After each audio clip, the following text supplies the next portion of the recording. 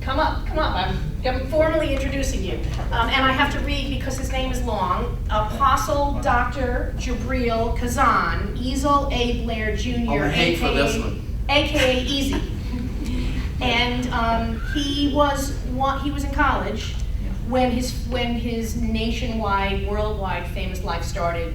And I'm not going to tell the story, but I believe he and a few of his friends in college decided that they were going to sit at the lunch counter in Woolworths, even though they weren't allowed to because of the race laws. So that's when he became famous nationwide and really started the sit-in movement. Eventually, I think because of the discomfort of what happened in North Carolina, he ended up here and has been living in New Bedford since 1965, June the 21st. And also, his life here is really interesting. He was involved, I believe, in a lot of the post-civil rights act work up here in New Bedford, isn't that right? Yes, something like that. He's been working with Job Corps and all of that stuff. Labor movement. In the late 60s, there was a lot of money sent to cities like New Bedford to help people in need, and Easy was involved in all that stuff then. So, he's going to talk to us about, I don't know, I'd like you to start with being in college, sitting in that room, deciding what made you decide to go to that lunch counter. And also because we have 1, 2, 3, 4, 5, 6 plus law students here, 7, it would be really great to hear a little bit about the role that lawyers played in your life as a civil rights activist. All right. Thank you. Thank you very much. Please give her an applause. You didn't introduce yourself, did you? I'm Irene Sharp, and I am a professor here, and I direct the clinical programs and experiential learning. Yes, thank you so very much. Now, I had my my speech written out. I put it in the little black bag. Of course, you know, I want to tell you, if you're married and you're around beautiful women. Is it this? That's part of it. Yeah, no, it's not the same. That's not the one. Okay. If you're married and you're around beautiful women like we have here today, one day you may go to sleep or wake up and you find out that your room is just thrown in this, all kinds of ways. What are you looking for? Wife and 2 daughters going through your books and your papers and everything. Wait a minute. We're looking for the picture of that woman you were with last week. I have rights, Yes, we own you. That's what they told me. Yeah, we have rights over you. Okay. But I don't have, which woman are you talking about? The one that put a lipstick on the back of your white tuxedo. I don't know who that was, dear, but I'll find out for you.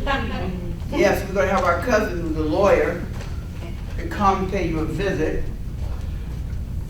Well, that's okay, law. But we also have our cousin who works for the sheriff's department. Oh, well. And we have a cousin who's a detective. We're going to find out who you've been hanging out with. But gee, babe, I can't help if you see that woman kissing me on Twitter. I don't know who she was. In fact, I don't know anything about computers. Okay, all right, we got what she said. So, first of all, I want to say to you, peace be unto everyone, grace and mercy. Let me know how much time I have. You're asking me? Yes. Well, I think it's really great for students to get to ask questions and participate. Okay. So, okay. You have as much time as you want, knowing that it's better for them to be able to chat with you. Okay, all right. So, I'm going to try to give between a 20-minute talk. Is that all right? Yeah. And if George will give me the high sign when it's time to go. First of all, I want to thank the Creative Life for giving me an opportunity to share my thoughts with you. Uh-huh.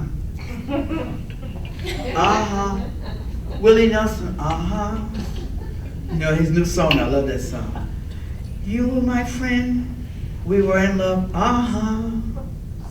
I tried to sing it to my wife, she said, no, where's the dough?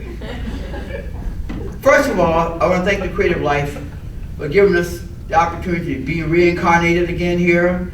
I know we all have different times to check out, to go back and see the big boss in the sky. But I want to thank you for inviting me here to share my thoughts with you.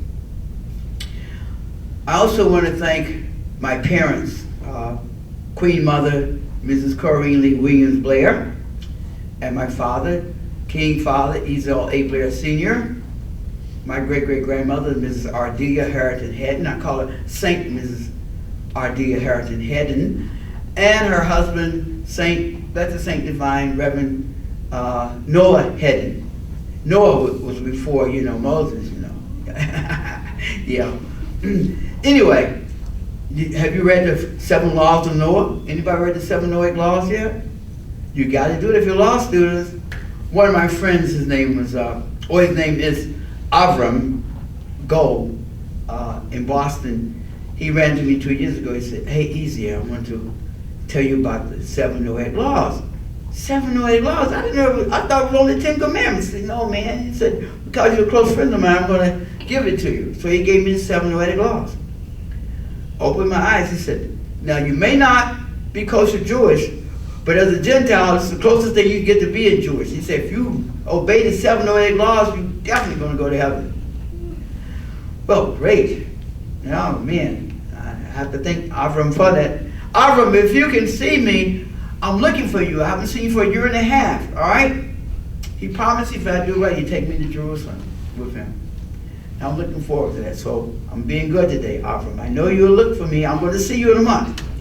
Anyway, I want to thank also the people in Greensboro, North Carolina, the students of North Carolina A&T State University in Greensboro, North Carolina, who supported the original sit-in movement on February 1, 1960. The students of Bennett College, Guilford College, Greensboro College, Lutheran College, Dudley High School, our leaders in the community, Dr. George Simpson, president of NACP in Greensboro, Mr. Ralph Johns, who you'll read about in the documentaries. He's a Maronite Christian from Syria. His parents were from Syria and Crete. He's born in America, but he was this great soul. He's like the John Brown among the Caucasian people in Greensboro, North Carolina, who was preaching since 1948, when he got out of the Air Force, that you colored people, Negroes, used to sit down at the lunch counter and ask to be served. He was preaching that from 1947 until 1960. He would approach the male students who were athletes and talk to them about it, but no one took him up on it. I guess a lot of people were frightened. They don't get beat up, stamped on, spit on. "I'll get you!" Oh, excuse me, I'm sorry. I'm losing my cool. I'm having flashbacks. And finally, during the fall of 1959, there was this guy named Joseph McNeil, Joseph A. McNeil, who was a freshman in the freshman class of 1959 at North Carolina State A&T University. And there were 3 other guys, Franklin Eugene McCain, David Lionel Richmond, and a guy named Ezel A. Blair Jr. They called him Easy.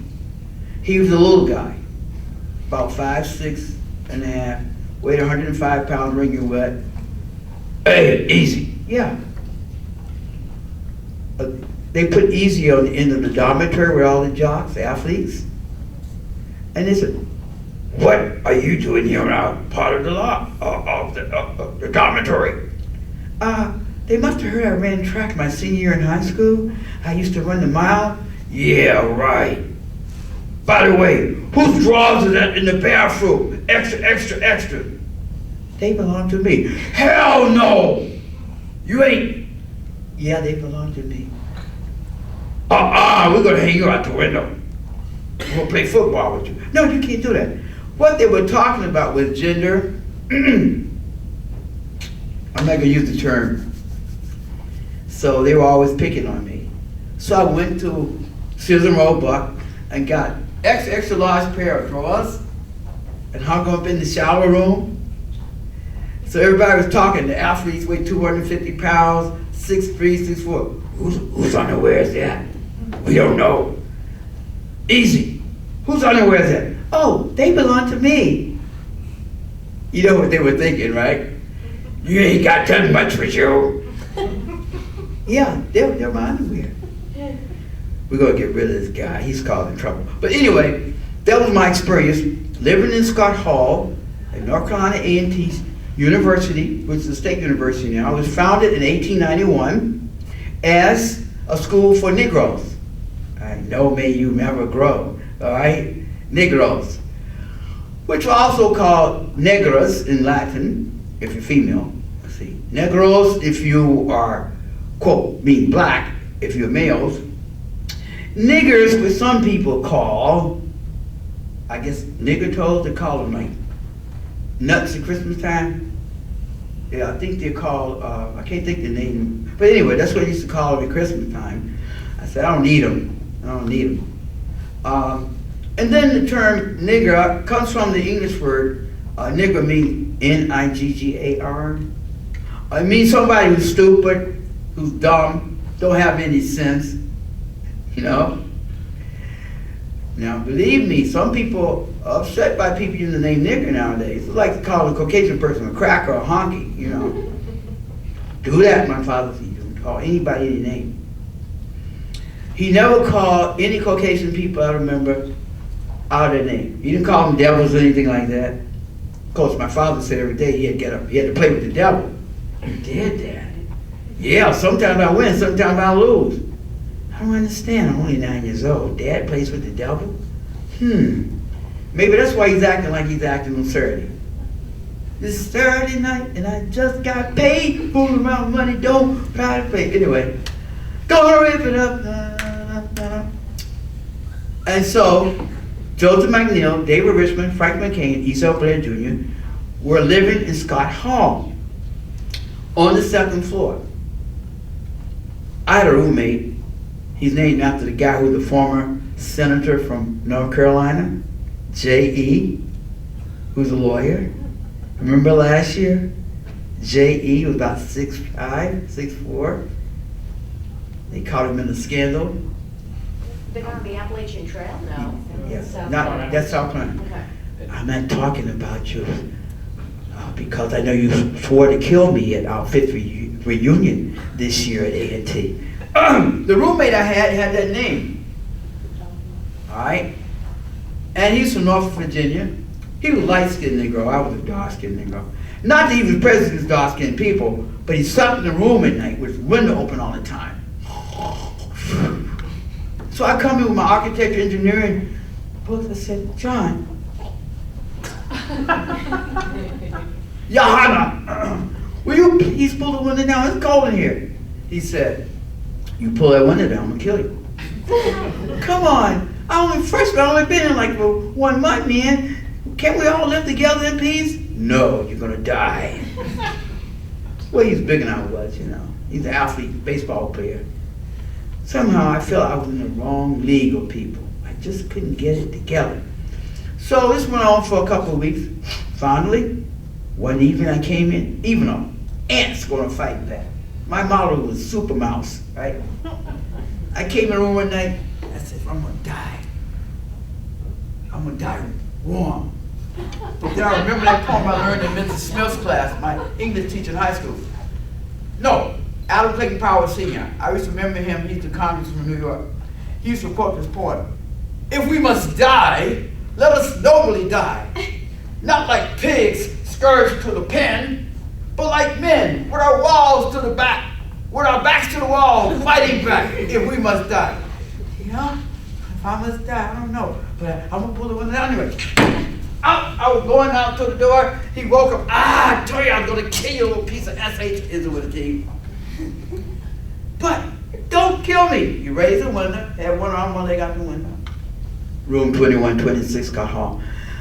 And November of 1960. It wasn't even Thanksgiving. I wanted to live there for Thanksgiving, get some turkey and stuff, but I was going out the window. I said, help me. He said, even God ain't gonna help you, little piece of crap. So I yelled anyway. God must have heard me, because 4 guys, YHWH, come running down the hall. Said, don't kill him, don't kill him. They held the holy guy down, 4 of them. Don't kill him, he must be good for something. Yeah. Listen easy. This is girlfriend night, you know. We got 4 girls to take to the movies, man. And if you had waited 5 more minutes, you would have been dead. But we know you ain't going to go to heaven, you're going to be in hell. Thank you guys. Get out of here, don't come back. So I left. My experience. I moved around the corner with Joseph McNeil, room 2128, Sky Hall. Frank McCain lived in the dormitory, and Frank McCain would allow David Richmond, who was from Greensboro as I was, and who graduated from Dudley High School in 1959, David stayed overnight. So between September and February 1, 1960, we had all our classes together, at least 4 classes a day. I was an engineering major, architectural. Joseph McNeil was engineering physics major. Oh, this guy was heavy. Frank McCain was a chemistry major. He wanted to become a doctor. And David Richmond was a business major. All right. So we became a fraternity. Every evening we would talk about the gripes and things that we didn't like on campus, like greasing, for instance. Greasing was the athletes would take you and initiate you as a freshman. They would take all your clothes off while you're sleeping. They would grab you while you're sleeping. Ah! Rush you into the bathroom. Before that, they shave your hair first. Then they rush you in the bathroom, give you a shower, and grease all your auricles with shaving cream or grease. And then put black shoe polish on your head and polish it and throw you butt naked out into the street. Humiliation? Oh no, we didn't. We talked about that. We said, we're going to end this. Freshmen talk, you know. What did we have? We had no power. Then we would talk about racism. The main topic of the day. Why is it that we can't have equal rights as other people have? Public accommodation. We couldn't go downtown to the movies. We had to go like 3 flights up to the Crow's Nest. We couldn't go downtown and eat at Woolworth or Crescent restaurant. You know, would sit down with the Caucasian people, not because we wanted to make love, but because, you know, we wanted to eat like everybody else, sitting down. You know, it's hard to eat a hamburger when somebody's running after you. You weigh they weigh 350 pounds, and you're running down the street, and you got your hamburger in your hand. What's wrong with you? Throw the hamburger away. I'm not gonna throw my 15 cents away, man. I'm gonna eat this thing. I don't care if the guy catches me, beat the hell out of me. I'm gonna still eat this hamburger. You know? You don't throw away food if you're a student in college, a freshman. Well, we talked about that. And then one day Joseph brought a book into a room called A Pictorial History of the American Negro, written by Langston Hughes, a member of Omega Psi Phi fraternity, like Jesse, and also Roy Wilkins, and also by Professor Irving Metzler, my buddy from Worcester, Massachusetts. He may be living, he may have passed, he's close to 100 years old, but he's written over 100 books for children. Irving Metzler, get his book. And he helped co-author the book with Langston Hughes. All right, we read that book. And then Joseph said to us, hey man, why can't we do something like those people in their book? They talked about Marian Anderson, the opera singer, who was denied the chance to sing before the Daughters of the American Revolution back in the 30s and 40s. They talked about Dr. Martin Luther King and Mrs. Rosa Parks and the nonviolent movement. In Montgomery, Alabama, they spoke about the murder of Emmett Till, 13-year-old kid, well, when he's 14, that was done on August the 28th, 1955 in Mississippi, because he made a smart mark to a Caucasian woman, and he was killed for that reason. And that's one of the driving factors in our making the decision to strike a blow against racial segregation. We remembered Emmett Till. We saw the pictures of this kid taken from the river, how his body blowed up, and his mother made sure that everybody in the world saw him in his funeral box. I mean, that's something. Frank McCain said, if that was all life was worth, I didn't want to live.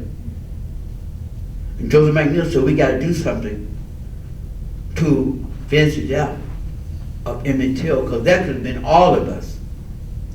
David Richmond, who was an all-state athlete in high jump, he was the high jump champion of the colored system in 1959. His record lasted for about 6 or 7 years. I saw him fly. I believe I can fly. He didn't say too much. He's about 5'9", but he played basketball with Curly Neal, who played with the Globetrotters for the last 25, 30 years. Curly Neal was the star on our basketball team at Detla High School in 1958. We won the state basketball championship. David Richmond played with him. Then David was also a football player, a lineman at 140 or 50 pounds. I don't know what he was doing there, but he had a lot of heart. And other guys who played football against him in North Carolina, they knew David Richmond. He's the most popular of the freshmen known out of the four of us. Because all the athletes in North Carolina knew this guy was a competitor. And when he broke the high jump record, I was looking at him like him. He went 1, 2, 3 steps, and he flew over the bar. And then he kicked in the air. I said, where did he get wings to kick in the air? Boom, he won. Okay? David didn't say too much. The ladies loved him, you know. I wish I'd hang around there. That's one reason I hung around with him. Hung around with him. Maybe some of his charisma rubbed off on me, and the girls would date me, but I was skinny, weighed 105 pounds, no hair, chatterbox. Must be good for something. And so, David was one of the people, he was actually, he didn't say too much, he would say, let's do it. So Joseph McNeil, who was a 4-year scholar at A&T out of 1,000 students, he was a big man. Won the four-year, all tuition, paid scholarship to go to college. I said, you know I gotta hang with this dude. So his roommate left him the first year of our freshman year in college, and he didn't have a roommate for 3 months, so I moved in with him that night after the guy tried to kill me. I believe in magic. And so, he would talk Plato, Aristotle, Socrates, quoting word for word. I said, this guy's got a photographic mind. I can use him when it comes to my engineering class because I wasn't doing too good in trigonometry, chemistry, and physics. But Joseph was kind of like conceited. He said, I'm not going to tell you the answer. You better study on your own. I said, listen, Joe, man, I admire you. You're a good friend of mine. I need you to help me with this test. He said, read it.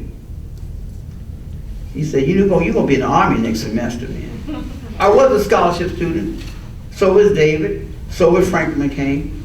But I wasn't of that caliber. My grades were going down, down, down. So my father knew about it. Said, you know, we might pull you out of here next year. My father said, yeah, you can go in the Army. But Dad, I weigh 105 pounds. A little discipline won't hurt you. Yeah. Can you see me with a rifle? Anyway, Franklin McCain came from Washington, D.C. He was a scholarship student, and he had a cousin who studied medicine at Howard University Medical School in Washington, D.C. Franklin was born in Union County, North Carolina in 1941, but his family moved to Washington, D.C. Joseph graduated from high school in Williston High School, North Carolina, Williston High School in Wilmington, North Carolina, but his family lived in New York. So Joseph and Franklin had witnessed some desegregation in D.C. and in New York. Me, well, I just grateful to drink out the white water fountain.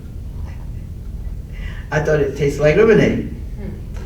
But unfortunately, it was like, man, it wasn't the stuff I thought so. And then the white people thought the colored water fountain had chocolate milk in it.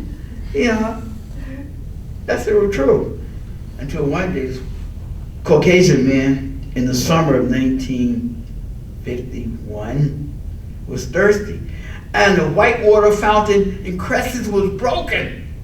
And so we kids just come from the movie, and all of a sudden we saw this Caucasian man walking away. White water fountain not working. Start easing over toward the colored water fountain. And we saw it moving. And I was moving back. I said, hey, you guys. Back up. This white man, like he's serious. He's going to attack somebody. He said, get out of my way. You know, I ran out the door. Then looked back because I knew that was terror coming down. Terrorism? Oh, I know what terrorism is. And so he said, I'm thirsty. And the white people were looking at him like, oh no, he's not going to do what we think he's going to do. He said, I'm going to drink this water. Man, the best stuff I ever had. Cold! I love it. Ah! What are y'all looking at? Nothing. See, Caucasian people turning purple, red. Ah!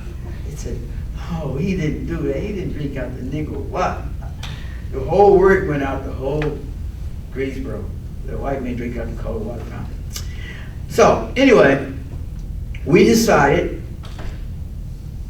in January of 1960, after Joseph McNeil had come from home, visit, and he couldn't get served at the local Greyhound bus station, it was time for us to take action. Bless you. Hope to see you again. Okay.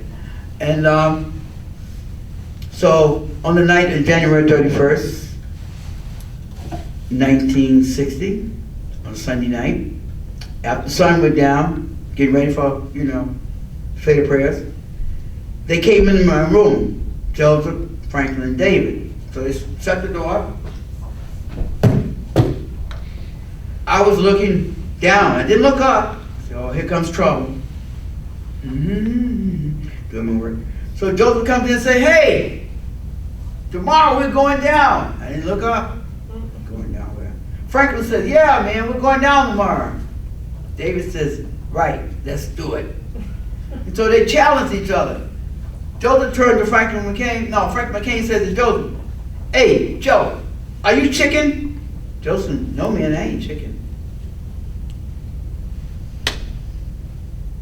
Then they looked at Franklin and said, Big Daddy Kane, he was like 6'3", 6'4". Are you chicken? No, man, I ain't chicken. My mother would not like the word ain't. To tell you, ain't is really broken German. See, most of us speak broken German in the South, North Carolina, South Carolina, because there's so many Germans there, right? Yeah, Luftwaffe. Well, that's how we speak that way. James Brown does not speak bad Negro. He speaks broken English. I ain't did that, don't do. Arnold Schwarzenegger said the same thing. I saw him in the movie. I said, he's a cousin. He speaks the same language that James Brown speaks. Those didn't. And so, McCain looked at Richard and said, Hoppergrass. They called him Hoppergrass because he's the high jump champion. He did jump out the second story window. He did. We saw him jump out. I can fly, he said. David, he must have been drinking and smoking some marijuana and didn't know anything about marijuana. I said, he's been smoking rabbit tobacco, which is like marijuana. He jumped out the second floor and he hit the ground, he hopped just like a grasshopper and walked away. He was planning to jump off the third floor. I thought he was suicidal, but he believed that he could fly. He was a grasshopper. And we wouldn't let him get to the third floor. But he would have jumped off the third floor of the dormitory and would not get hurt. That's the kind of guy I met when I first saw him at 11 years of age. So anyway, they looked at me and they said, easy. Are you chicken? I didn't look up. Easy. Are you chicken? I said, hey, I got to study my homework. My grades are not good. Easy, are you chicken? Then they grab me. Hey, come on, man. I got to study, man. My grades are not going good. My parents, they're going to probably take me out of school. Are you chicken? Listen, I got to go to the bathroom. I don't be kidding. And, the bathroom right across the hall, like from here to the third table. That's all I need to go. I was going to go like I was going to the toilet, make a quick right, make a quick left, jump 2 stories down to the first floor, and break that 5-minute mile going home to see my parents. But they won't let me go. So I said, okay. I heard the alarm bell. You know when your mother tells you, Junior, if you run into a problem, you better call home. So that bell went off. Bing-a-ling-a-ling. Hey, listen. I got to talk to my mother and father about this. Because I'm not going to make any moves. Why was I saying this? David Richmond and I are from Greensboro. Franklin was out of town. Joseph was out of town. They could leave and we get hung with the bat. And in those days, if you do something without permission from your parents, you don't have to worry about the white people beating you to death. You just come and stop. Then I tell you, get that razor strap. No. To give people a razor strap is quite a thing. Or a stick off the tree. Oak, leaf, no. I don't want that. Okay, you better do what I tell you. So I said, Mom, I gotta talk to you. We're planning to do something tomorrow. We're gonna shake up Greensboro. She said, well, come on home and see me, hon. Thank God. I knew she was gonna say no. I knew my father was gonna say no. You were having trouble in school. So I went there. I said, Mom, what do you think if tomorrow I tell you we're going to do something to shake up Greensboro? She said, what? So I tell you, we plan to have a sit-down movie at the local Woolworth restaurant. We're going to be nonviolent, Dr. King, Jesus, Gandhi, and the Buddha. Right? And she said, yeah, okay, all right. She said, do you guys know what you're talking about? Yeah. And she said, evidently you don't. My father said to me, Mom is doing the talking. I bring you into this world. I take you out. You understand? Do what I tell you to do. How did I think she was talking to me like that? Maybe she programmed me when I was in her womb. I don't know. I said, okay, all right, okay. She said, what's going to happen to you? What's going to happen to your families? Have you thought about that? Have you thought about the repercussions of you taking some action like that? You could get hurt or killed, thrown in jail. And by the way, who do you think is going to get you out of jail? Well, we have thought about it. You're going to pay your own way out. We're not going to get you out of jail. Plus that, do you realize that because of your actions, you can get some of the colored people hurt in this community? They be going to work, all of a sudden, a white person come along and beat them up. Because a lot of our people work in the white community, upper class community. Maids, butlers, janitors. Oh, I want to put a word in for my mother's first employer. His name was Superintendent of Public Schools, Dr. Benjamin L. Smith. And his wife's name was Sally Blair Smith, a cousin. Hi, you know, we all got white blood, colored blood, yeah. And it was in my mother's job with Superintendent Benjamin L. Smith that she experienced first-class rights. She never had to go another room and eat. She sat at the table with them when they ate supper or breakfast or lunch. Can you imagine that? Truth be told, my mother was the one who I call her matriarch of the city movement. And my father, one of the patriarchs of the city movement. They both were NAACP members. My mother was a country girl, left the city when she was 17 years old, asked her grandmother who reared her, and her sister Aunt Pauline, if she could leave to go to Greensboro to try her fortune. And her grandmother said, yes, you can do it. So Corrine went there. She stayed with a colored family, a Negro family they called us in, and then she got a job working with Dr. Benjamin Smith. And because of her experience with him, when I was born, they came to visit me in the colored neighborhood on a Sunday afternoon. He's really a beautiful baby, Corrine. Thank you. I'm the firstborn. You may call me a Levite. My mother was a virgin. The first child born, a boy. I was a Levite. That's what my father said. No, you definitely, he told the preacher, don't you talk to that boy about being a preacher? That was my father's fraternity brother, Reverend Harrison. He never did. The word was out. Do not talk to Blair's son about a preacher, because it's already in the family. There are enough preachers. Oh, my great-grandmother was a minister too. That was his mother's mother. Anyway, so what happened was, we had come to that moment of truth. Mom said, so if you're going to be nonviolent, and you promise to have on good behavior, we support you. Oh, no. You didn't say that. I didn't say that to my mother. I said, okay. And the guy said, yeah, see here, your own parents support you. I said, can we put this off to another time? So I said to my friends before we went to see my mother, I said, no, we're going to do it now. Procrastination. I just didn't want to get hit, hurt, killed. You know, at age 18. I had claustrophobia. I had enough trouble trying to get out of a closet. And I didn't want to get in the black Morai paddy wagon the policeman had. You know, so that's what was driving me. Plus, that the roommate experience trying to kill me. We suffered is it PSM? PTSD. PTSD. All of us suffered that. That's what's bothering me now. My doctor, psychiatrist says, Mrs. Kahzan, shall we up his med? Yes! No! I'm not bringing you with me to see this doctor again. Yes. So I have a question. Are you glad you did it? Because Yes. you were afraid to do it. Yes, I was glad. See, the other three guys, they said they weren't afraid. Me, yeah, I was afraid. But you didn't tell them you were afraid. Well, they knew it. They had to hold me down.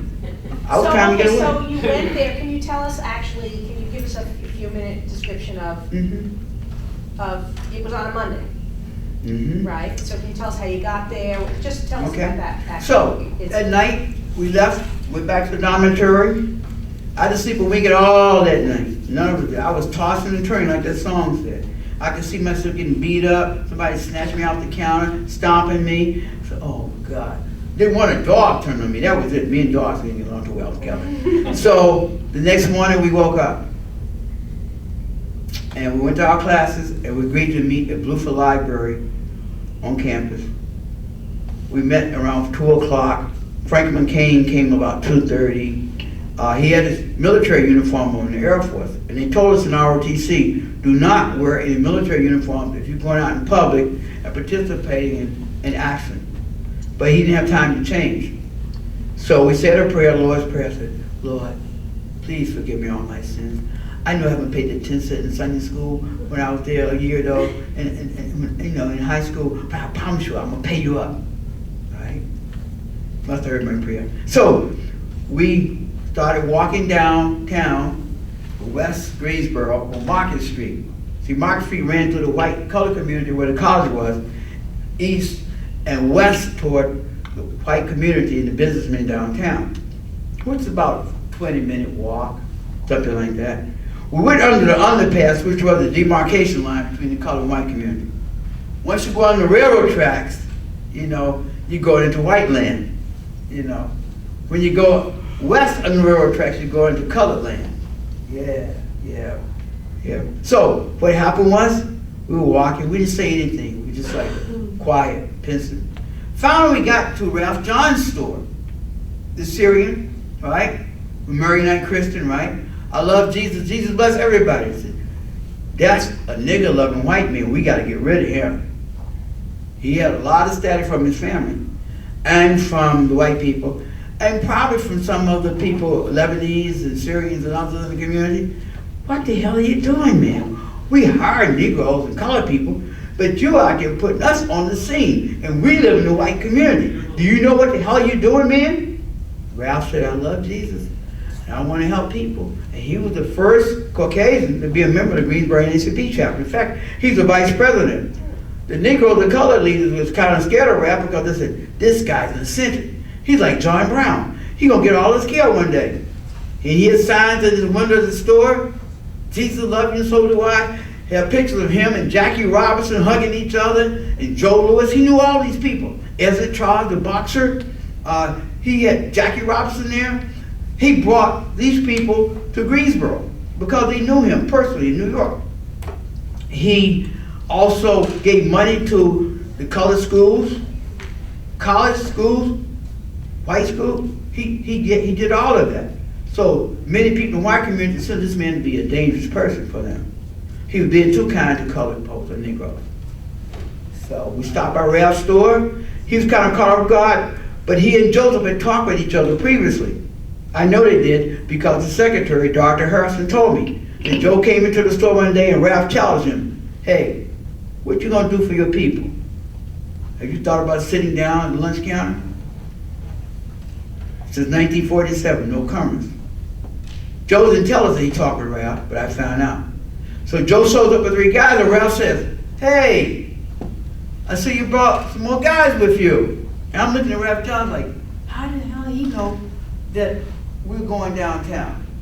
See, Joseph never told us that part of the story. Then Ralph looked at me, he said, Junior. He said, I'm number 1, you number 2. I am? What is this all about? He said, I'm gonna give you some money. You guys go to the store, purchase merchandise at the lunch counter, keep the receipt, and then tiptoe to the Tulips and go sit down at the lunch counter. And if the waitress, if somebody says, why are you here? You says, well, we just purchased merchandise at the counter, here's our ticket for sitting down here. Why won't you serve us? Okay, that was the deal. Joseph didn't say anything. Franklin didn't say anything. David didn't say anything. But I was looking at him like, what? He said, here's some money. Call me, Junior, from a telephone downtown and let me know what's happening. Well, Ralph didn't go with us that day because he was trying to save his back. Once we came back, he filed a letter to the NAACP headquarters. You can call him, tell me you want a copy of that letter from Ralph Johns on February 1, 1960, whereby he says, we did it, but he signed somebody else's name other than his own name. See? The NAACP was a conservative organization. It did not go for nonviolent resistance of Dr. King, Gandhi, Jesus, and Buddha. They were people who were guided by the law, the court. You know, with all deliberate speed. Yeah. So Roy Wilkinson and NAACP were in control of the youth group. And when this thing broke out, he was upset because he wanted the credit to go to the NAACP. Many of us were members of the NAACP youth group. However, Dr. Simpkins, George Simpkins, the dentist who was president of the NAACP chapter in Greensboro, Attorney Ford McKissick, who's one of the pioneers of riding the buses back in the 40s with Mr. James Farmer, who was the founder of CORE, Congress of Racial Equality, right? They went with the students. They went with the youth. They saw 95 years of delayed response by the courts of this country, state laws and others giving us equal rights as citizens, equal rights for racial minorities, for women, for religious minorities, and for ethnic groups, which you are a part of. That was the nail that broke the camel's back. So the state chapter of North Carolina, led by Mr. Kelly Alexander, who's a mortician, he's the president of the state chapter of the NAACP, he said, we'll back in the students. Bless you, thank you. That was more than Roy Wilkins and the executive committee of the NAACP in New York could take. Also, Dr. King's movement at the time, Southern Christian Leadership Conference in the South, was breaking this concept that the Negroes up north and out west in California, they controlled the civil rights movement. That's what was also going on, an in-family house fight.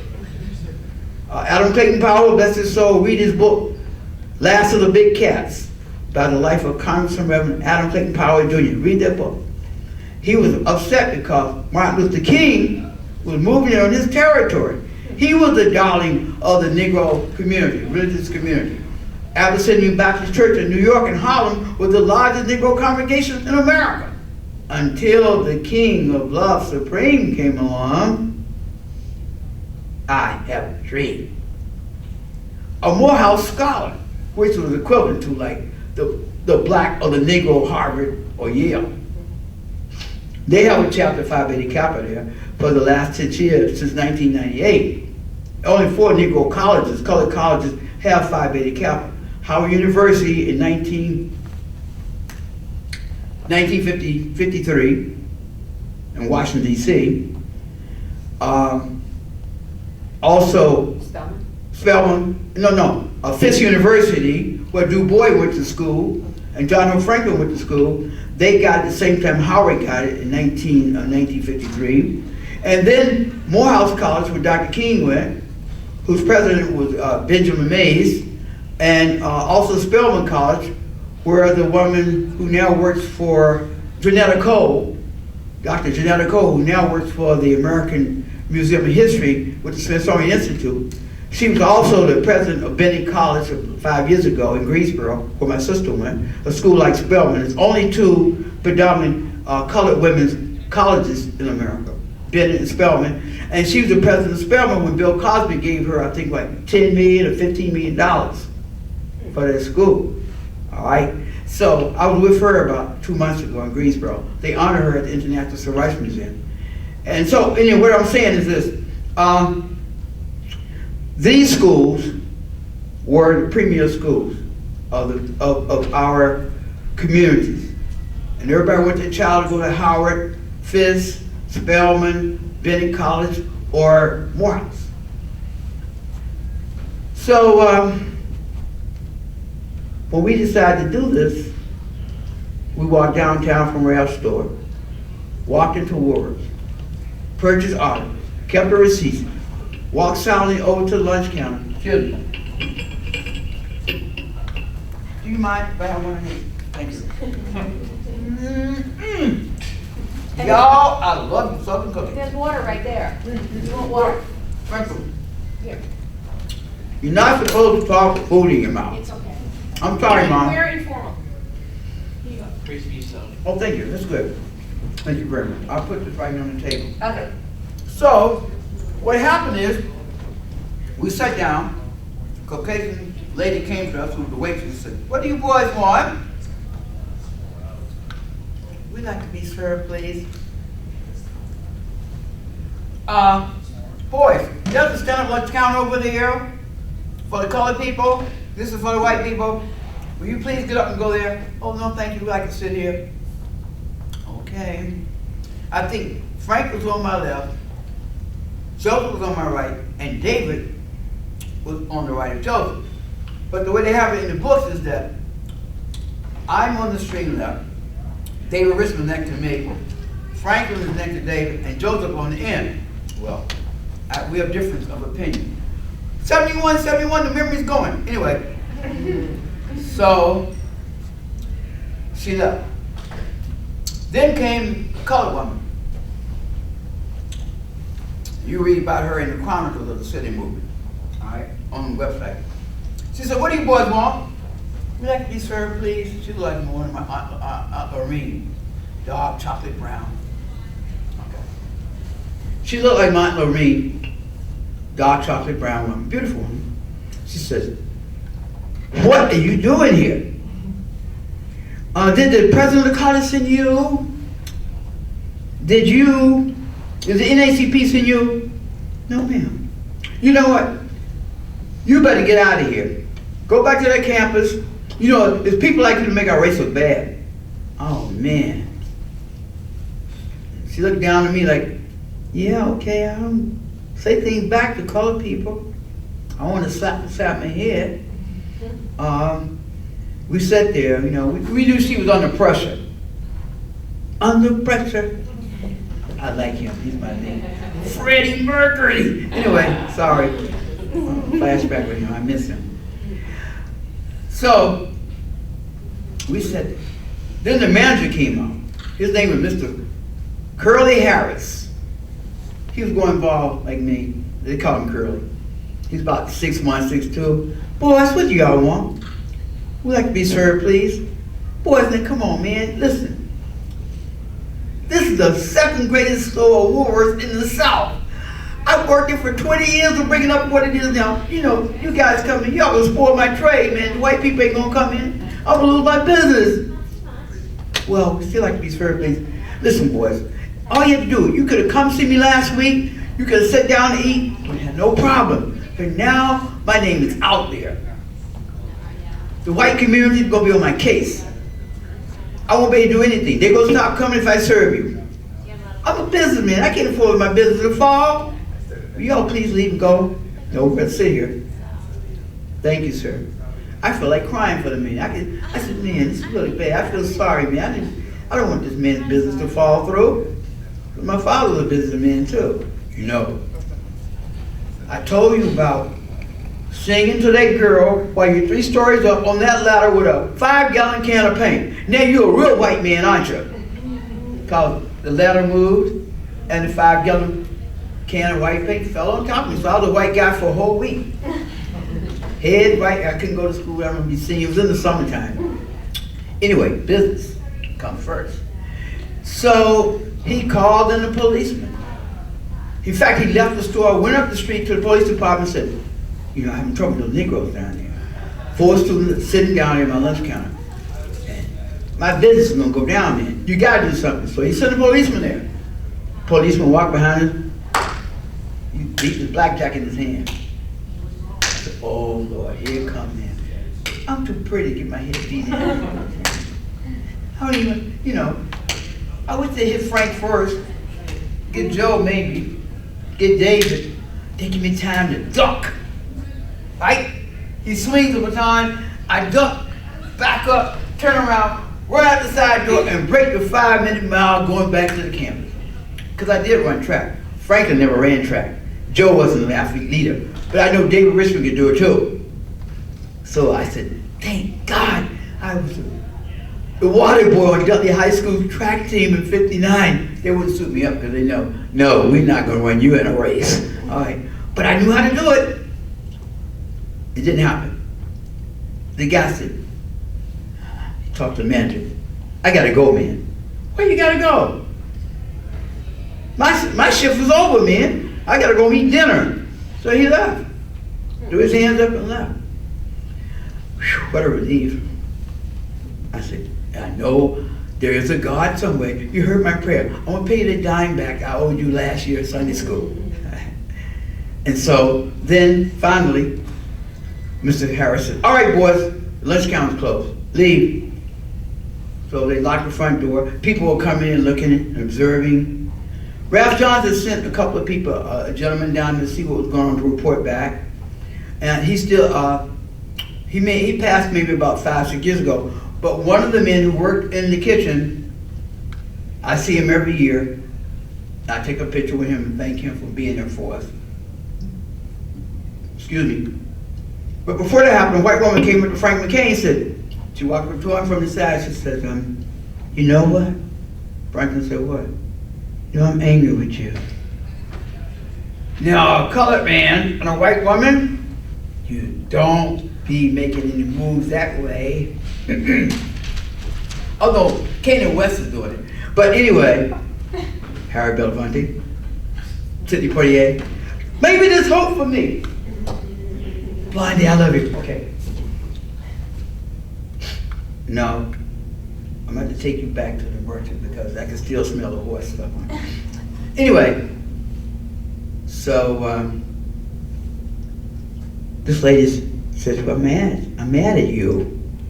Frank McCain says, oh, why are you upset with me? He knows if a white woman was mad or colored man, something was going down. He says, why? She says, because it's taking you so long to get here. He said, what? That was a shocker for McCain. This old white woman came up to him and told him she was mad at him because it took us that long to get to that lunch counter. She said, I've been waiting since 1952 for you to do this. Okay. So then, as we sat there, up comes this Caucasian man. Hey, you ought to serve these boys. You know, the colored soldiers fought with us in World War II and the Korean War for the freedom of this country. You ought to serve them. I said, good God Almighty, what am I witnessing here today? You learn these things as children. They're people righteous. They're people who believe in truth and good. But that day, I was witnessing to mixed emotions. That's what Jesse Jackson always said. I stand here with mixed emotions. I was sitting with mixed emotions. Never met Jesse Jackson before that. And he said, you know what? You need to serve these boys. He said, are you guys coming back tomorrow? I said, yeah, we're coming back. We had no backup at all. He said, great. He said, because I've had the best meal I've ever had in my whole life. He ate 5 meals. They were on the table that the Caucasian people got up and left. When we sat down, he said, man, I ate good. Come back tomorrow, please. And so on our 30th anniversary in 1990, he showed up again. And I was happy to see him. We hugged each other. And he gave me the green banner robe that they had in the front of the Woolworth building, a plaque there. So he took it off and wrapped it around my shoulder. And I said, wow, prophets should see me now. Is it still there? Is that Woolworth still open? Yeah, it's an International Civil Rights Museum. So it's, okay. Yeah, so if you go on the website, you can read it. How much time? Well, we have to leave this room by 6:30 at 6 Okay. o'clock, so So, it'd be great to be able to. George, is this all right with you? 5 minutes tape, then I have to change it. Okay, let me know when you want to change it. It's okay. All right. So, as long as I'm here, you can ask me the questions. So what happened was, we got up and left. Going out the door, ladies and gentlemen, future barristers of the law, Ray Sister Lockiter and Caveat Emptor. Yeah, I remember this after 43 years. Anyway, no, say 1963, okay? 50 years almost, yeah, man. My seat is still waiting for me at Howard Law School. Anyway, easy seat. We got a electric cord connected to it, of course. He's gonna have a hot seat. Anyway, so what happened was, we were walking out the door and these three ladies who had on bluish gray uniforms, like a coat and skirts, like a little pill hat on, they said, boys, we support you, stand up for your rights. I walked out the door, stop. Guy said, easy, come on. I said, what? He said, we support you, stand up for your rights. What you're doing is right. Man, I walked out that door, the south door on Sycamore Street. I was like in shock. You know, you read about these things, you hear about these things, you don't realize until you get there. And I said, I was like reborn again. Everything my great-grandmother, my mother, and other Sunday school teachers taught us and everything, I could see it taking place. Those who want to practice loving kindness, what's the Hebrew word? Hesed? Loving kindness. The Buddha the Dalai Lama talks about, let us treat each other with loving kindness. You can't judge a book by looking at the cover, yeah. Yeah. I saw it taking place that day. I don't care what the Quran, Torah, the Injil, the Gospel, the Psalms of David, the Sutras of the Buddha, the Bhagavad Gita, all of these books that are written and unwritten, cultures unwritten, speak about good character. And the Yoruba people have a word in their language called Iwa Pele. We would pronounce it E-W-A, then the letters P like in Paul, E-L-E. In fact, that's the name of the soccer player from Brazil, an international soccer player. They call him Pele. Pele means gentle, good. And Iwa means character. So it says, no matter whether you have a religion or not, everyone can practice Iwa Pele, good, soft character. Isn't that amazing? And it shows you that regardless of whether cultures were 2,000 years old, 4,000 years old, or 1961, any people in the world want to have good character. Their children and others. Even those who run the world today. The capitalists, the communists, the socialists, Marxist, Leninists. No one wants their kid to kick them in the ass while they're bending over. No one wants to get hurt. Even the meanest dude don't want to get hurt. So we can do that. Bless you, take it. So we left the store. Then there was a photographer, Mr. Jack Mobus, who took that picture of 4 guys walking out the store. Onward, Christian soldiers. Then I saw the cameraman, I turned and said, I just smiled. I said, make sure you get my picture. Okay, we're change the tape. I'm going to change the tape then if you want to take 5 to 10 minutes for questions. Okay, you can change it. So Can you wait does about anyone 3 have minutes? any questions? Yes, sir. I was wondering how you reacted to the rise of black militancy later on. Were you a part of, the Black Panther movement, or opposed to it, or where were you on that? Well, can you ask that question when he puts the tape in? No, here's what I want. Fortunately, I got Are you ready to go? Yeah. Bless you, my brother. Take care. I got something to say to you. George, you let me Hold know. on. Look at him, okay. Okay. You got it. God save our Queen. Thank you. You tell the Queen Mother I asked her. I want to go visit her one day. Okay.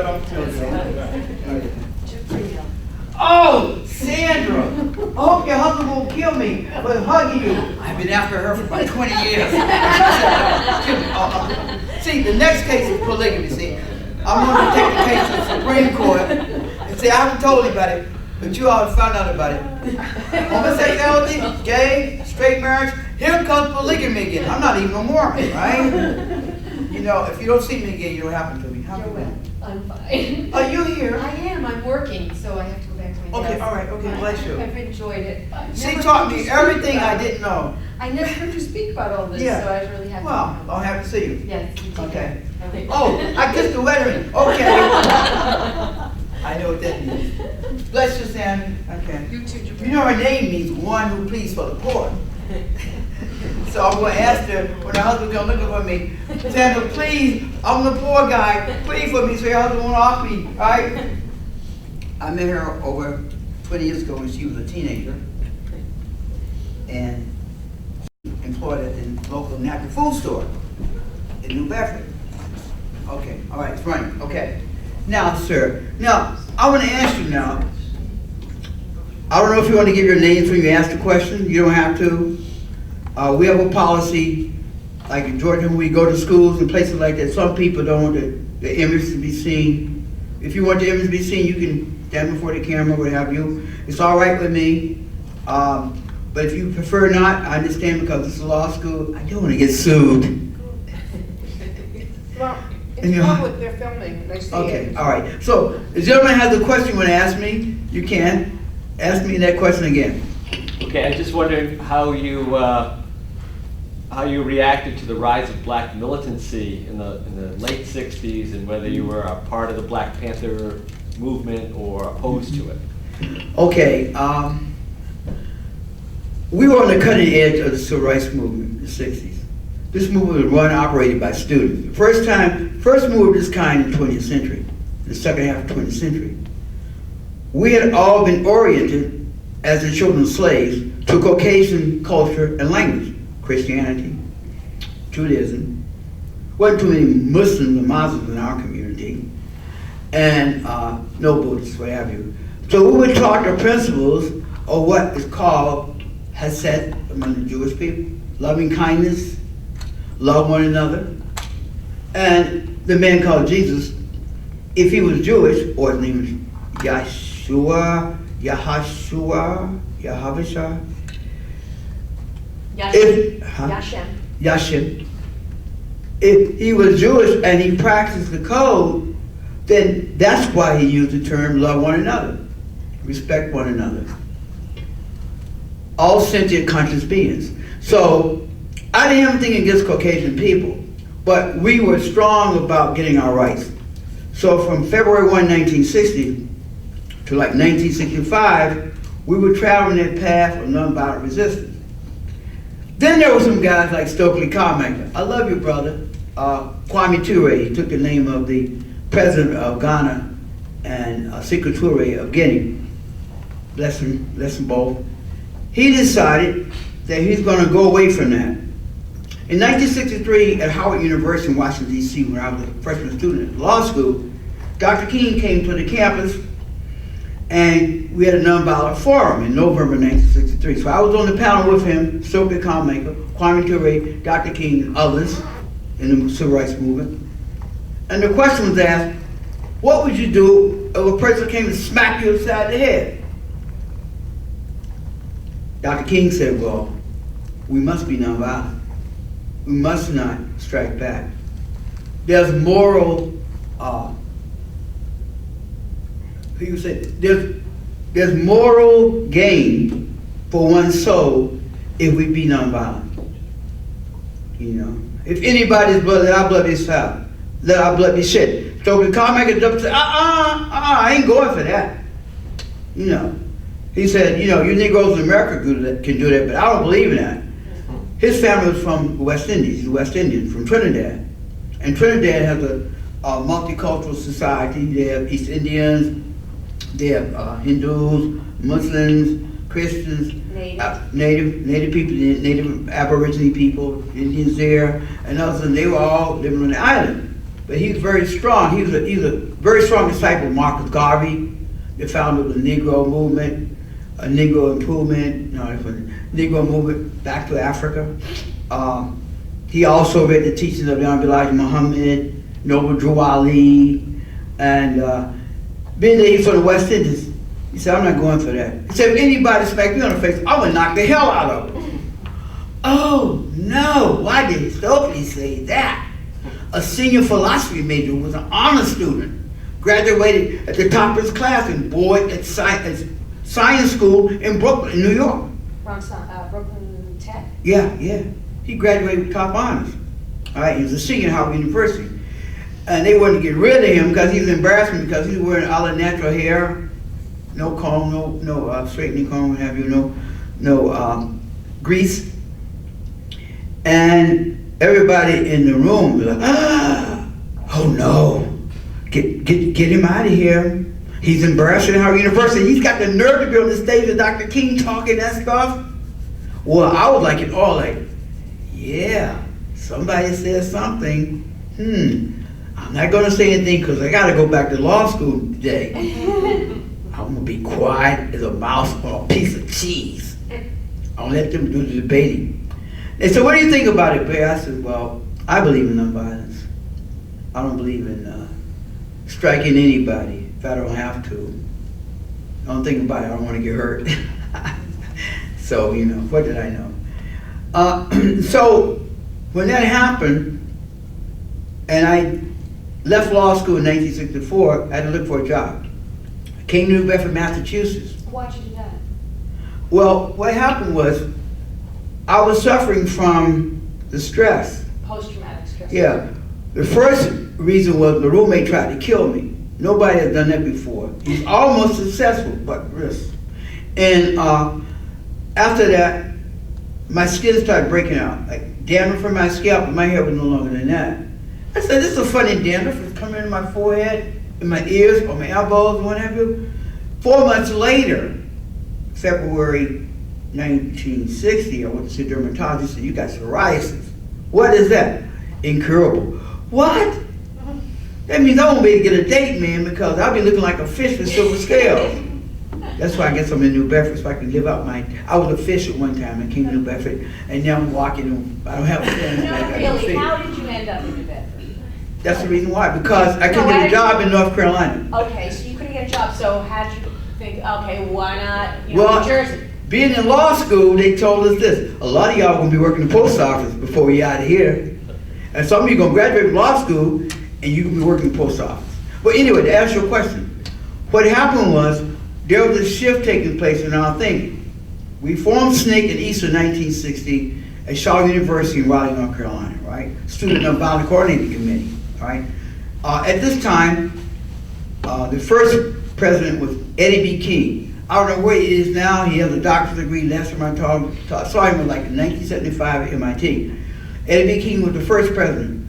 But the SNCC leadership under John Lewis, James McDougall, and Julian Barnes said, nix this guy, get rid of him. Because Eddie was a dramatist. He would be on the stage, he'd start beating himself up, smacking himself all over the face. And they did this to me, they did this to me. He'd fall on the floor and stomp himself. They said, no, we got to get rid of him. So Eddie lost his position within a year. James McDougall took over, and John Lewis took over, and Julian Bond. But they started seeing that through A. Trap Brown and through Stokely Carmichael, there was a wedge coming into the nonviolent movement. We had guys who talked about, I'm not gonna let nobody hit me, I'll be nonviolent, but if the policeman look at them, I'm gonna knock the hell out of them. All right? So the split took place between 1963, when John Lewis at the March on Washington, and 1965. In 1965, Carmichael, remember James Meredith's march in Mississippi? Carmichael had gone down there with some members of SNCC. He started talking about bang bang ungawa, we want black power. And Dr. King was saying, And Stokely supporters were out shouting Dr. King supporters. There was a standoff there. And Dr. King said, I don't care what anybody says, I'm going to practice nonviolence. And so Stokely was part of the group that formed the Black Panther political party, I think in Mississippi, Alabama, when SNCC was doing registering of voters 62, 63, 64, 65. All right? So they decided we better take a stronger stance against racism. And this is for you to know, this is historical. Robert Penn Warren, the great writer, he he came to Howard University in November 1963. He had an interview with Stokely, myself, Gene White, who had a natural hairdo and dark as me on Howard campus. You didn't have no dark-skinned people being Miss Howard University. You had light-skinned people, blonde hair looking like white people. So Stokely and Gene were part of SNCC in Washington, D.C., and they had been down south to work with the Mississippi Freedom Democratic Movement, you know. And so what happened was, Robert Penn Warren called me in, called Lucy, I can't think of her name, she's a law student, senior law student. Stokely, myself, Gene White, the four of us, and he brought a quarter wild turkey whiskey. He started asking us questions. Read the book. Who speaks for the Negro? You'll see that my response was kind of slurred. Anyway, that's when Carmichael said to me, he said, you know, I said, Stokely, I want to go down to Mississippi with y'all, you know, this summer of '64. He said, no, man, you don't want to do that. Why not? We want the white kids to come down. Why is that? Because if the white kids get beat up and killed, then the system is going to go down there and look at what's happening to us. If Negroes get killed, nobody cares. But if white people get killed, you're going to see the government come down. And it was right. He was right. That's what happened. Werner, Michael Cheney, Swerner and Goodman, Right. Mrs. Violet Uzo, and others. Did I answer your question? Yes. Okay, so that's how it happened. And then in the summer of '66, Adam Clayton Powell, sensing the youth were going stronger, he calls into his office in the summer of '66 and pronounced, we want to establish the plenary session of the National Conference on Black Power, and I was there, and he recognized me for who I was, right? So I became the co-chairman of the National Conference on Black Power. We had the conference in Newark, New Jersey, the week after they had the uprising or the riot. I was there. I was the co-chairman of the youth division of the National Conference on Black Power. A lot of people don't know it because I was in New Bedford, worked for Job Corps IBM. Now, I didn't tell nobody what I was doing. I didn't want to lose my job. All right, but I was there. And I want to let you know, read the book, Black Power and Urban Arrest by Reverend Dr. Nathan Wright. He was the chairman that Adam Clayton Powell Jr. appointed over the young guys. And I contributed to the book, but he didn't give me any credit for it. Black Power and Urban. Unrest. Okay. Sir, I don't know your name, Yes. but I want you to whisper me in the ear if you don't want to be heard on television. I'd like to shake your hand, I know that. What is your name, sir? My name's Terrence Tierney. Mr. Terry This Turner. is my Wait a minute! my son Brennan. Wait a minute! The Lord is here himself. Oh man, I want to introduce you. This is the family that took care of the Job Corps guys, the lawyers, attorney and tyranny, and the family. Yeah, man, I want to bless you, man. Thank you. Tell everybody, ask about it. Tell me easy, ask about it. Tell Lord God, Mother, King, and Queen, and I bow to them. I thank them for keeping me out of jail. Thank you. Bless you. That's the man. Nice to meet Hey, you. my friend. Pleasure to meet you, man. Nice Hey, to meet hope you. you become a lawyer. If you run for Congress, I'm living, I vote for you. Take care. See, you Saying that never his know. father helped you? Is that what you're saying? Okay. Yeah, Attorney Tyranny Tierney, sure, yeah, was one of the lawyers I remember, yeah. that served the young people who were in Job Corps. We had about 2,000 students over the period of June 21st, 1965 to February 1968, when they closed it. It was the only business center in America oriented toward business. So we had young people from all over the country, the Caribbean, Mexican, Latino, Kids from all Afro-American, over the country Indian, brought here, brought to New Bedford. right, This was the place. right. You understand? And where wasn't, now retired Judge Exafaris, wasn't he Yeah, helpful? he was one of the lawyers that helped us there. So was, who else was it? There were several other lawyers, but I know there were two of the main ones. Mm-hmm. They kept the young people out of jail, out of trouble. Plus that you have to understand, New Bedford have Cape Verdean population, you have people out of town now, and there was war between the youth and the Portuguese guys over who's gonna have the girls, the French guys, the Latinos who were already here. These guys in Job Corps were cutting in on their treasure. Oh, So you had fights going on. We had young people who would come out to the community of job training, OJT, on the job training experience. We didn't have a computer there, but we had a computer like about as big as this spot. When IBM was teaching wiring, we could only teach wiring to the guys. I taught business machines, adding machines, 10-key rotary calculators. I taught introduction to bookkeeping and accounting, but I can't do bookkeeping now today. But Bless you. but that's the time when they were actually Mhm. training kids to have job. Yeah, in skills. computer, Yeah. job skills in computer world. And I had each one of our counselors, I was a tutor counselor, each one of us had 8 students to counsel. I had one kid who never took a bath before, he was afraid of water. If he went to the bathroom, he would stay away from water. One day some guy got him, put him in the shower, the kid could have had a heart attack if he'd been a man. He went bongo. I said, you shouldn't have done that. But they had to do that for him in a gradual way because many of the young people had not had experiences being outside of their own group. Right, so what happened is the attorneys stepped in and helped us. I'm sure they got paid. But when the job work closed, there was a shock.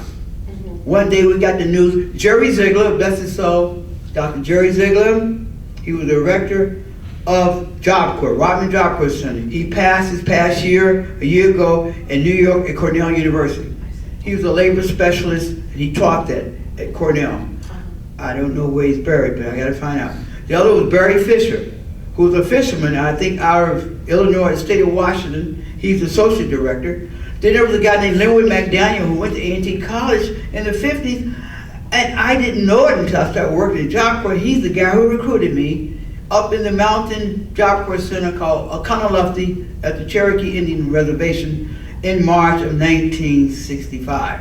He said, hey, easy, I'm going to the water. You want to go with me? Well, I had this pretty girl in Black Mountain, North Carolina, I liked near the Indian Reservation, but I had a problem with claustrophobia. The sun only showed up at 12 o'clock high every day. After that, you saw nothing but forests and woods. So I was in claustrophobia living up in the forest. Plus that, they told me, if you go to sleep at night, you feel a warm body next to you, man. Rubbing your soft hair. It ain't no woman, it's a black bear. Oh, no! Your name's Ezel Blair? Bear? Okay, the bear's looking for you because it needs a mate. I said, I'm not gonna stay here. So I left and came to New Bedford on Mr. Linwood McDaniel's suggestion. That's just so he passed too. But anyway, that was the basis of the Black Power movement. So I want to thank also the attorneys in Greensboro who helped us. Attorney Henry Fry, who was one of the first men of color to attend the University of North Carolina and get his law degree. He was a 1950 graduate of A&T College.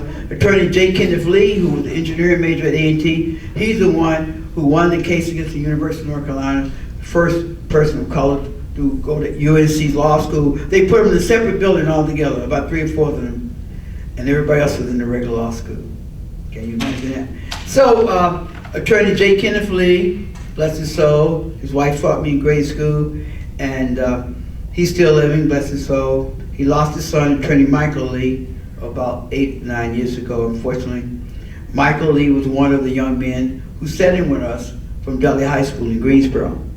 Also, my mentor, Attorney Major High, a graduate of NCC Law School, I believe, a member of Omega Psi Phi fraternity. He took me under his wing as an apprentice during the summer of 1964, which my father didn't approve of. My father was always talking about politics and everything, but when his son had the opportunity, he didn't back me up. He figured, well, I had to go to work for him as a helper in his construction firm. I said, man, just finished a year at Howard Law School. I'm planning to go back within a year if my health holds up. And I can't do apprentice. Well, because the lawyers pay me only $35 a week. My job was to trace property. Anything. Yeah. I was tracing the line of property downtown at City Hall.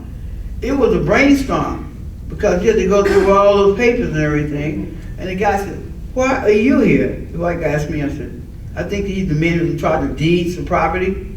I said, because I'm the apprentice attorney in Major High. He said, you sure not in high school? No, I'm 21. Okay, we're gonna be watching, so they checked me out. Because they didn't want me checking people's property They found who owned what, because you had real estate people and money invested in it. So anyway, that was my experience. And I love my father, but he missed some things about his son. I love him, but I found out that he did not have a mother or father to rear him. He was his own man at age 10, 11 years old, during the Depression. And he had people reach their hands out to him, but this man, blessed Saint Divine and Colin, Robert Ingram, was the man who made it possible. As a result of my father getting an education, he was able to help his cousins and others go to college. He hired a lot of people, hundreds of people, colored and white, on his construction firm. He never forgot to hand up. He spoke out on race relations. He didn't want anybody messing with his money. But he was a shrewd businessman when it came to some of the guys that worked with him. Hey, Blair, what's my money? I gave you a check. I went home, it's not what I worked for during the week. He said, you know what, you were drinking too much whiskey and you forgot where you were supposed to be. It was a lesson to be learned. He always pulled out the bottle every payday. They ate good, drank well, went home with less than what they were supposed to get sometimes. So remember, don't be high when it comes to getting your money. Eat the pie later, because that's what that girl's mother gave me when I went to visit her 46 years ago. She gave me blueberry pie. I said, easy. You like blueberry pie? Yes, Mrs. George. Have some. I started eating it. And everybody was looking at me around the table, which is the culture of New Bedford.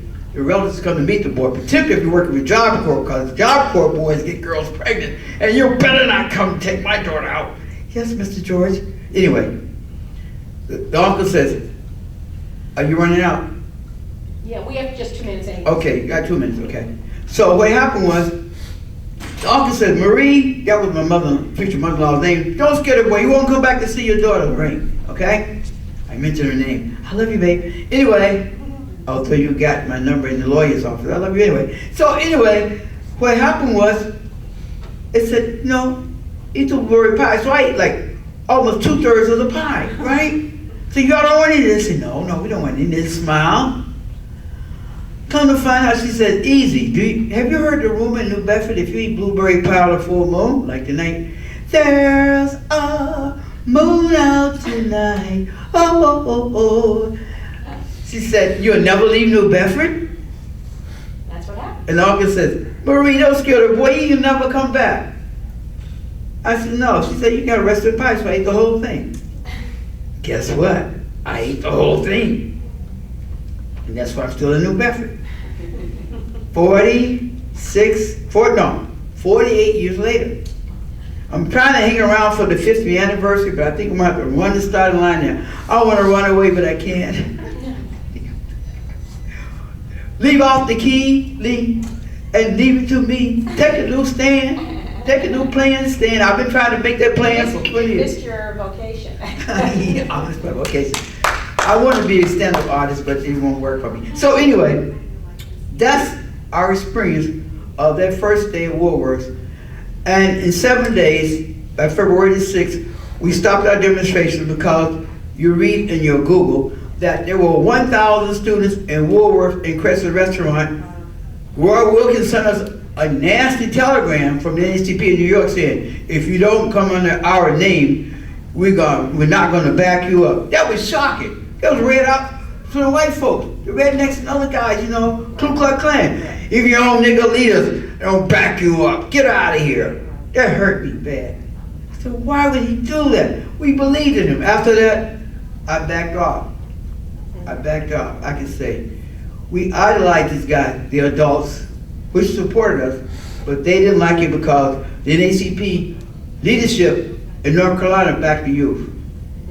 So they still backed us regardless of what New York said. So then the other thing was, we snake danced back to the college, about 2,000 students. They were lined up for almost a mile trying to get to Woolworth. And we went back to campus and we had a vote of the student body. They voted to stop demonstration and let the Greensboro City Council and the Human Relations Commission, led by attorney Dr. E.R. Zane. I thought he was Jewish. So he worked for Spencer Love, who was the head of Burlington Industries, the cone industries in Greensboro, which helped pay a lot of our way to go to college. Cone industry gave money for minorities and everybody to go to college, right? So this is how tight the community was. So what happened was, we went back, we voted, we told Mr. Zane the next day, Sunday, February 7th, that we were going to stop and give them a 14-day time to negotiate with the senior leaders of the Negro color community, which they did, but they jived us. They kept holding us off until April 1st, 1960. By this time, we lost a lot of support. The SEP was rising, you know, in the springtime, young men and young women, the SEP rises. So we lost a lot of our support, male support. The women that been in college came in and joined with us, and women from Women's College, Guilford College, Greensboro College, some of the students there, and the students at Dudley High School under the leadership of William Thomas, bless his soul, who later on became a lawyer. Under the influence, well, he became a member of Omega Psi Phi fraternity, of which Jesse Jackson was the highest leader in '64 undergraduate. He beat out the guy who became the governor of Virginia, the first of color, the governor of Virginia. You remember him? No. The light-skinned brother? No. Well, I can't think of his name now, he's gonna kill me. He graduated from Howard Law School back in the 50s, and back in the 50s, he and Jesse Jackson were running for the highest position in Omega Psi Phi fraternity. And Jesse beat him out. But this guy later on became the governor of Virginia about 10, 15 years ago. And now he's the mayor, I think, of Richmond, Virginia. All right. So anyway, that's how history works. Jesse Jackson was not a part of our movement. He came to the school in the spring of 1961. That's another story. But anyway, I want to thank all the people, the students at A&T, the class of '63 that graduates are having their 50th anniversary this year at A&T. And I apologize to you because I have not written a paper on the Senate movement yet, and I'm supposed to have it in on March 1st, if y'all get this message. And I want to thank the people of Greensboro, the governor of North Carolina, the administration of North Carolina State A&T University, Dr. Willow Blair, I've been in college, Dr. Wilmer T. Gibbs, the lawyers who supported us, Dr. Izar Zane, and all the people of goodwill, both in North Carolina and Massachusetts, for letting me stay here. I'm still dangling by a thread, so pray for me. Now, before I go, I'm going to sing this song. This little light of mine, I'm going to let it shine. Oh, this little light of mine, you can clap, yeah, you can sing me. I'm going to let it shine. This little light of mine, I'm going to let it shine. Let it shine, let it shine, let it shine. Wow. All right, thank you. Fantastic voice. Thank you very much. That's what my father said. He said, you can't make any money singing. Oh, by the way, I forgot to take my pill. Yeah. The smart pill. Yeah. Sheriff Hodgson, I know you want to get me, but it's ginseng. Yeah.